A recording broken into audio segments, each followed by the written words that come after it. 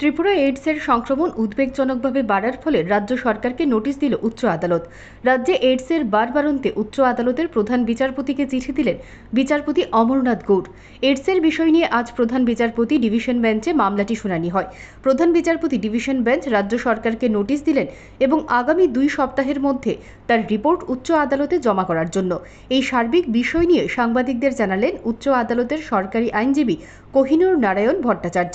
তিনি বলেন, বিচারপতি অমরনাথ গৌড় যেহেতু chairman of legal service authority, তাই তার কাছে কিছু তথ্য আসে এইডস সম্পর্কিত। এরই পরিপ্রেক্ষিতে মাননীয় প্রধান বিচারপতিকে চিঠি দেন যাতে এই বিষয়টি তিনি দেখেন। যেভাবে রাজ্যে এইডসের সংখ্যা বাড়ছে, বিশেষ করে ছাত্র সমাজে, তাহলে গোটা ত্রিপুরা রাজ্যে আগামী দিনে ভয়ঙ্কর পরিস্থিতিতে মোড় নেবে।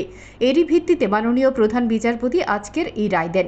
পাশাপাশি রাজ্য সরকারকে একটি নোটিশ দেওয়া হয়। আগামী 2 সপ্তাহের মধ্যে সরকার জবাবদিহি করতে হবে সরকার কী পদক্ষেপ নিয়েছে কিংবা আর কী পদক্ষেপ নেবে। Bureau report, digital Tripura. কেসটা আজকে হয় আমাদের মাননীয় বিচারপতি অমরনাথ গৌড় ওনার একটা চিঠির বেসিসে উনি একটা চিঠি দেন to the honourable chief justice, যে রাজ্যের ওনার কাছে কিছু তথ্য আসে as executive chairman of legal service authority. তথ্য আসে যে রাজ্যের যে এইডস এর সংক্রমণ ছাত্রছাত্রীদের মধ্যে স্পেশালি খুব অ্যালার্মিং রেটে বেড়ে গেছে এবং ডেথ সেটাও খুব অ্যালার্মিং রেটে বেড়েছে।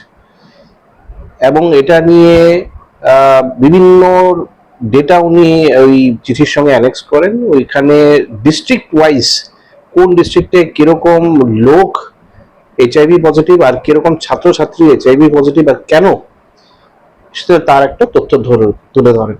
সেই চিঠির বেসিসে আমাদের সরকারকে একটা অগ্রিম নোটিশ দেওয়া হয়, তথ্য দেওয়া হয় ইনফ্যাক্ট, এবং ফিক্স করা হয় আজকে কেসটা।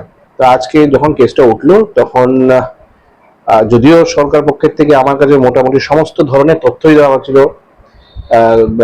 স্টেট এইচআইভি সোসাইটির থেকে, এবং কি পদক্ষেপ নিয়েছে সরকার, কিভাবে করছেন, এবং এই সমস্ত নিয়ে আমি রেডি ছিলাম। আজকে কগনিজেন্স নেন এই পাবলিক ইন্টারেস্ট লিটিগেশনটা নিয়ে, নোটিশ ইস্যু করেন সরকারকে, সেক্রেটারি হেলথকে নোটিশ ইস্যু করেন, সেক্রেটারি এডুকেশনকে নোটিশ ইস্যু করেন, গভর্নমেন্ট অফ ইন্ডিয়াকে নোটিশ ইস্যু করেন, এবং 2 সপ্তাহের মোস্ট প্রবলি, এখন অব্দি ডেটটা কনফার্ম হয়নি, 2 সপ্তাহের একটা টাইম পিরিয়ড বেঁধে দেন যে এর মধ্যে এসে আমাদের জবাব দিয়ে রিপোর্ট পেশ করতে হবে যে সরকার কি পদক্ষেপ নিচ্ছে, আর কি নেওয়া যেতে পারে, এগুলো নিয়ে আলোচনা হবে।